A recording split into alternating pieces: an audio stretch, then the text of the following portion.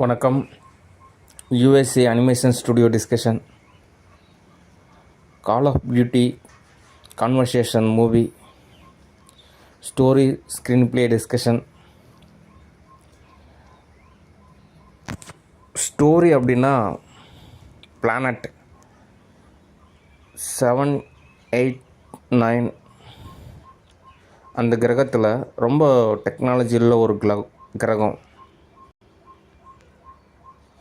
அந்த கிரகத்துலேருந்து லவ்வர்ஸ் தப்பிச்சு இடத்துக்கு வராங்க.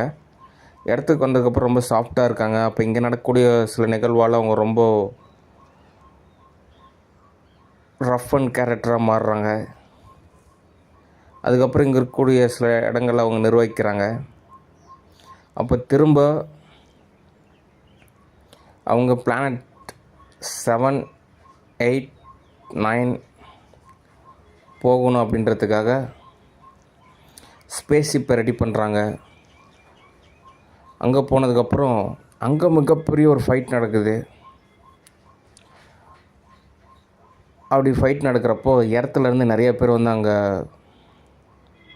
அங்குள்ள நபர்களை காப்பாற்றுறாங்க. யதார்த்த ரீதியாக ஸ்டோரி அப்படின்றது ஒரு ஒன்லைன் ஆர்டர் மாதிரி தான். ஓகே, ஸ்க்ரீன் ப்ளே நிறைய ஆல்ட்ரேஷன் இருக்குது.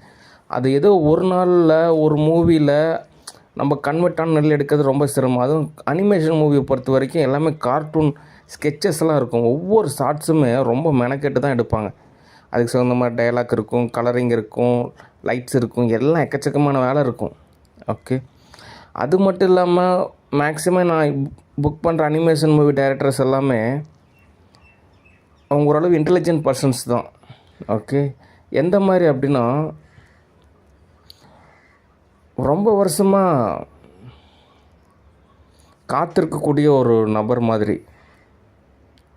ஓகே, அந்த மாதிரி அவங்கெல்லாம் ஒரு ரொம்ப வறட்சியில் இருக்கிறவங்க. அவங்களுக்கு ஏதோ ஒன்று நம்ம தோது பார்த்தோம் அப்படின்னா அவங்க ரொம்பவே தோதாக வேலை செய்யக்கூடிய மாதிரியான ஒரு நிலையில் உள்ளவங்க.